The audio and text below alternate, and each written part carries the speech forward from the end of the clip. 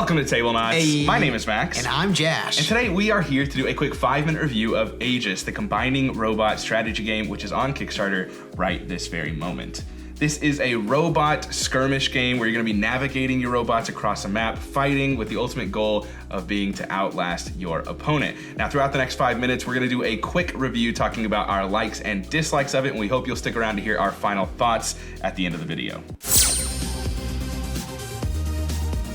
Now, most of us probably grew up watching something along the lines of Zoids or Gundam or Power Rangers, and I think the game does a really good job conveying a very similar feeling of like awe and wonder and excitement. The Power Rangers, Voltron, Transformers, the tiny robots coming together. The art is gorgeous. There are like 75 robots and they all have like their own like features or like styles. And then as they come together, they actually retain like bits and pieces of those as they get bigger.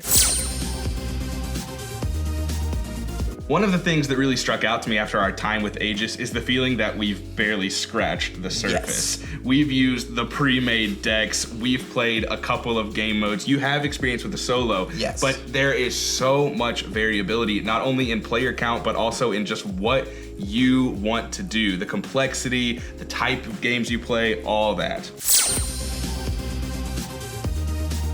Now, one of the downsides to having so many game modes is that some of them may be better than others. And though I do think it's good that this game has an introduction kind of mode, I do think it's also a mode that you want to get away from before too long.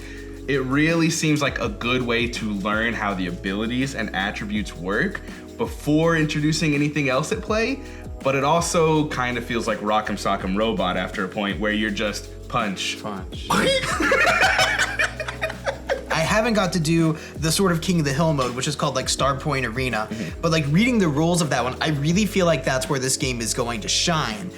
So when you're doing just that basic mode, like you were saying, it's just kind of like back and forth, and I don't really feel like you're getting the true experience of what this game has to offer. It's also more punishing in the sense that if you lose somebody in this traditional introductory game, they're gone. And you may not even be able to combine if you've lost a key element, a key component of your combination. Whereas in the Starpoint mode, you have like respawns and these things that can come back. So it's a bit more exciting because you're able to use all your abilities of your robots even after they die, but it's also just less punishing.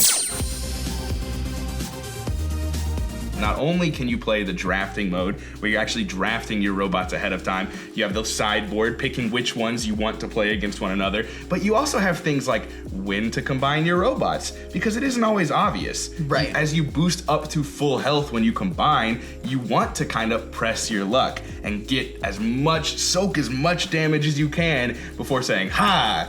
I'm bigger, stronger, and healthy. And that'll lead me into a quick like that we have here, is just that there's tense and exciting moments. It's that same kind of, you get the same feel as like if you're playing Kill Team or if you're playing God Tier or something like that, like you're rolling dice and it's got a lot of swingy but very exciting moments.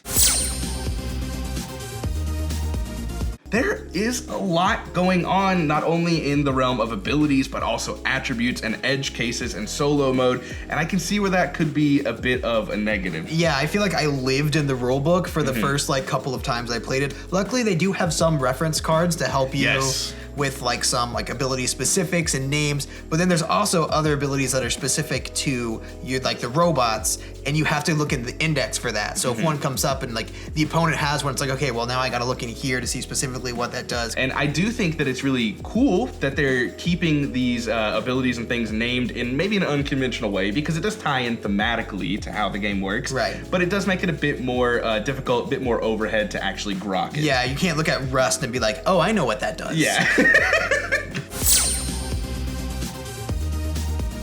Now, another thing this game has going for it is its ability to work with a large variety of people. So you mentioned you've played the solo game. Right. We've played the head-to-head. We really want to play the free-for-all. There's also a team mode. That's player count 1, 2, 3, and 4 knocked out. Right. Not only that, but you can also just play the intro game over and over again if you're playing with people that aren't really gamers, and you can move on to the heavier, more like King of the Hill mapped objective-based game modes when you're playing with someone who wants a little bit more meat on the bones. Right, if you don't want to deal with like the rules of making your own own team, then this one out of the box had 6 pre-made teams right there. Yes, and that was such an elegant way to just jump into the game. Like, oh, here's where we're using. Great. I don't have to figure anything out right now. I was like, pick the attribute you want to do, or even just the color that you like, and then boom, blue. There you go. Now, I'm not here to tell you whether you should or shouldn't back a game. I'm just hopeful that our experience and what we've said to you will at least lead you to come to that conclusion yourself. But I do think it's important to say that in our limited time with this game, it has certainly left us both wanting more. Right, like, and not enough. Oh, there's not enough, but like we definitely want to like play it again. Yes. Like I want to play the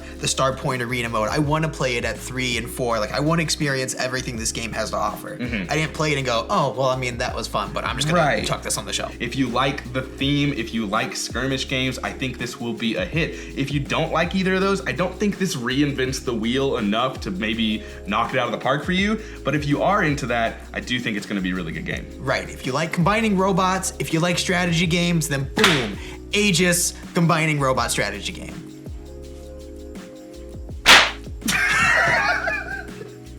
Also, the box is Draco approved.